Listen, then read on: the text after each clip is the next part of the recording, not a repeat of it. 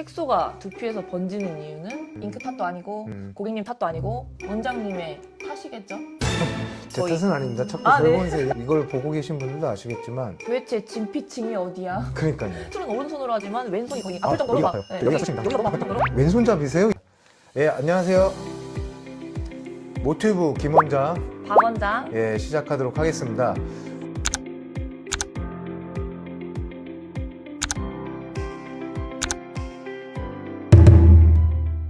타샵에서 시술을 했는데 안 좋은 색소를 써서 혹시 푸르게 번진 거예요? 라고 물으시거든요. 저는 색소 문제보다는 약간 시술자의 문제가 아닐까? 시술자의 문제가 한 60%라 그러면은 두피 타입의 문제도 한 40%? 근데 결국엔 그 두피 타입을 점검하고 시술해야 되는 것도 시술자의 몫이기 때문에 저는 거의 한 99.9%로 시술자의 문제가 아닐까라고 생각을 하고 있습니다. 원장님은 어떻게 생각하세요? 색소가 두피에서 번지는 이유는 냉정하게 말씀을 드리는 편이에요. 잉크 탓도 아니고 고객님 탓도 아니고 시술자의 잘못이라고 저는 생각을 하고 있어요. 원장님의 탓이겠죠? 제 거의. 뜻은 아닙니다. 자꾸 네. 젊은세 색소를 잘못 써서 그렇다라고 얘기하는 경우들도 있는데 그렇게 싸구려 저가 색소를 쓰는 데가 이제 있을까?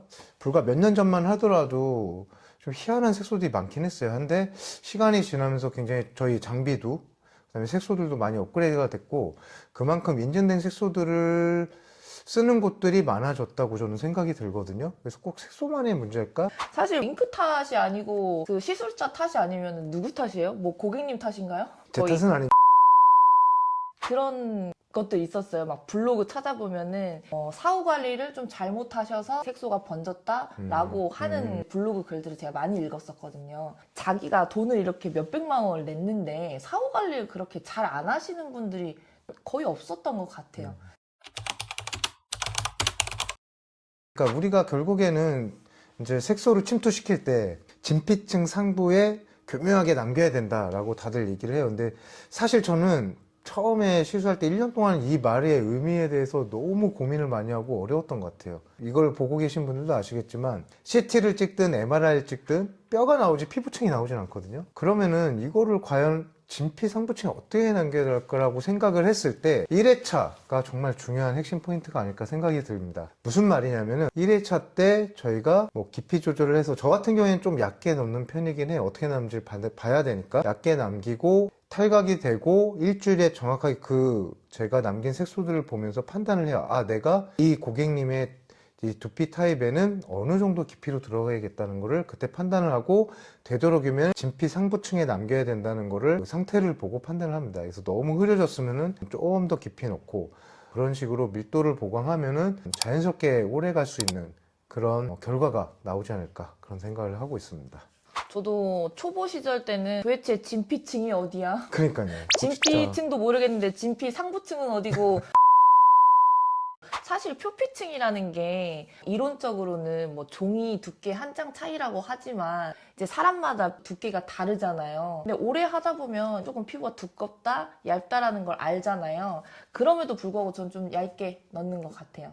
이 고객님이 집에 가서 어떻게 유분이 좀 많이 나올 수도 있는 거고 적게 나올 수도 있는 거고 생활 습관이 어떻게 될 수도 있는 거니까 피부가 두껍든 얇든 안전하게 1차 테스트를 무조건 찍고 다음 주에 와서 이 색소들이 어떻게 남는지 꼭 확인을 한 다음에 저는 2차부터 이제 제대로 된 시술을 하는 편이에요. 저는 그게 되게 중요한 포인트인 것 같은 게 피부 스트레칭이라고 그러는데 아시죠? 딱 피부층에 저희가 손을 올리고 최대한 당기면서 스트레칭을 줘요. 맞아요. 근데 저는 이게 되게 중요한 포인트라고 생각을 하는 게 보면은 스트레칭 없이 그냥 찍어야 되는 부위를 머리만 당기고서 이렇게 하는 경우들도 보긴 해요.